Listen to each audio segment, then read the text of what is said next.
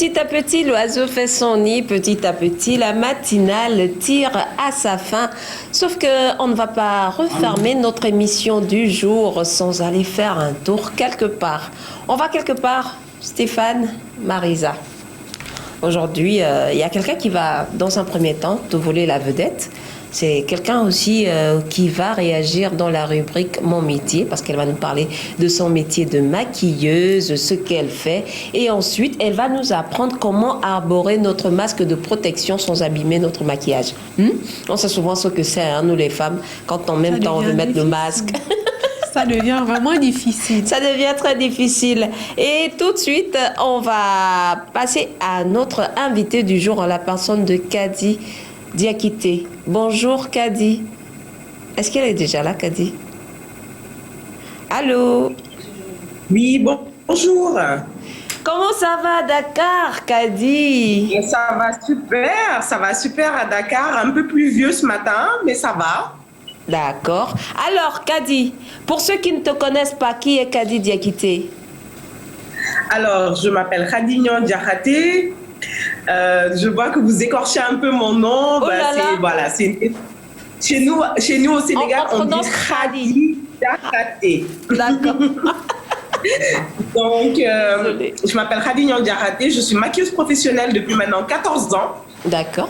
14. Et au Sénégal, je travaille un peu partout, en fait, dans le maquillage, dans le cinéma, dans la mode, à la télévision, en vidéo. Et j'ai une école de formation aussi qui forme la future génération de maquilleurs professionnels en Afrique francophone. D'accord. Alors, pour votre expérience de plus de 14 ans, on voit que la passion y est. On sous-entend donc le métier nourrit son homme. Le travail de maquilleuse. Apparemment, vous vous en sortez bien, si on peut le dire. Ah oui, carrément, oui. C'est un métier d'avenir. C'est un nouveau métier qu'on développe, qu'on appréhende de plus en plus en Afrique. Faut savoir qu'avant, on liait beaucoup ce métier à la coiffure, à l'esthétique, Oui. alors que c'est un métier à part entière. Donc, c'est un nouveau secteur en pleine expansion. Et vraiment, moi, je suis très contente de l'évolution que ce métier commence à avoir en Afrique francophone.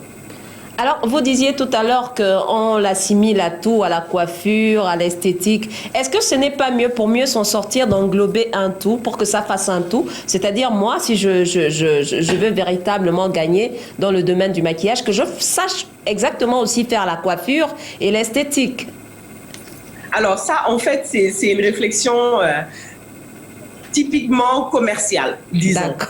Mais aujourd'hui, par exemple, c'est comme me dire pourquoi une esthéticienne qui fait des soins de massage, de pédicure, de manicure ne ferait pas de la coiffure en se disant qu'une femme qui vient pour ses soins pourrait se coiffer en même temps. C'est un métier à part entière. Maintenant, dans les milieux de la beauté, effectivement, il y a des maquilleuses qui proposent des prestations de coiffure, soit elles-mêmes ou qui font appel à d'autres coiffeuses pour le faire. Mais aujourd'hui, par exemple, dans un milieu comme le cinéma ou dans un milieu comme la télé, ou tout ce qui est photographie, c'est un métier à part entière qui n'a pas besoin d'être assimilé à la coiffure ou à l'esthétique. D'accord. Maintenant, je veux savoir, quels sont vos conseils que vous pouvez donner à une jeune femme qui veut véritablement exceller dans le maquillage, étant donné que le domaine du maquillage est un milieu en perpétuelle évolution et en perpétuelle mutation, appelé à plusieurs changements. Comment est-ce que je peux faire pour marquer véritablement ma marque? Pardon, pour marquer véritablement mon pinceau, ce que je voulais dire. La première étape, ce serait de se former. Oui. C'est le moyen le plus rapide, je le dis toujours, c'est le moyen le plus rapide et le plus simple pour se professionnaliser. Il y a des autodidactes qui font du maquillage professionnel, des autodidactes qui sont très talentueuses, mais c'est un moyen très long. Voilà, donc le premier conseil que je donne, c'est de se former. Le deuxième conseil que je donne, c'est d'être passionné parce que c'est pas un métier facile. Donc, être passionné nous permettra de tenir bon, en fait, dans des environnements qui sont pas forcément évidents, par exemple, comme dans le cinéma. Oui. Alors, Khadi Diakité, là, je prononce mieux. Hein. Je suis tombée sous le charme de l'une de vos astuces.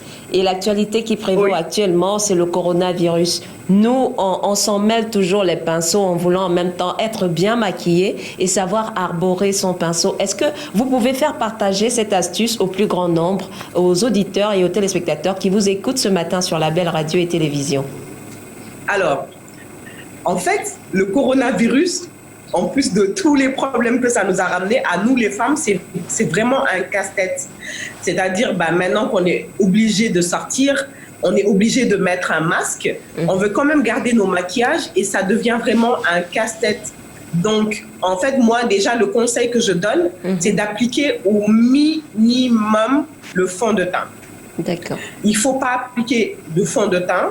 Si on peut avoir des palliatifs comme par exemple un fond de teint poudre, c'est-à-dire avec une texture poudre, ou carrément aller sur une bébé crème, ou carrément ne pas mettre de fond de teint du tout, mettre juste de la poudre.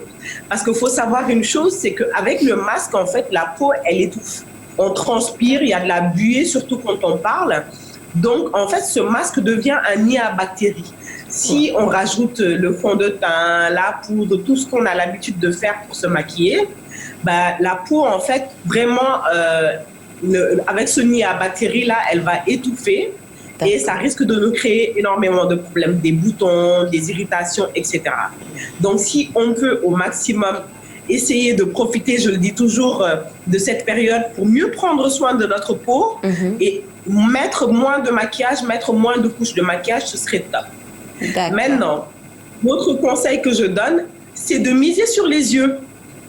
C'est-à-dire, vu que le masque il est là, essayons au maximum de bien maquiller nos yeux, de les mettre en valeur, d'en profiter pour mettre des couleurs sympas. D'accord. Ça mettra en valeur nos yeux, vu qu'on ne voit que nos yeux. Et le troisième conseil que je donne, c'est qu'il y a beaucoup de femmes, en fait, qui, dans la rue, mettent un masque, mais arrivées au bureau dans un environnement clos, peuvent enlever leur masque.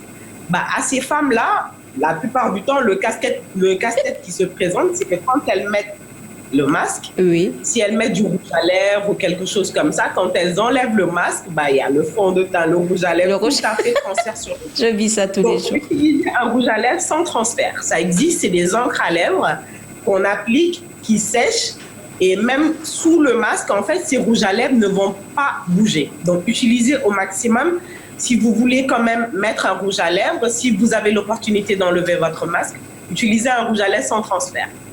Merci beaucoup, Hadi Diakité, d'être passé sur la belle radio et télévision ce matin. On vous remercie pour votre disponibilité. On espère qu'on pourra compter sur vous pour d'autres émissions. Inch'Allah, ce sera avec plaisir et je vous encourage et je vous félicite pour votre belle chaîne. Merci beaucoup. Merci, au revoir, Hadi. Au revoir. Alors, Marisa, ça va te servir cette belle astuce? Moi, personnellement, ça va me servir. Alors, Stéphane.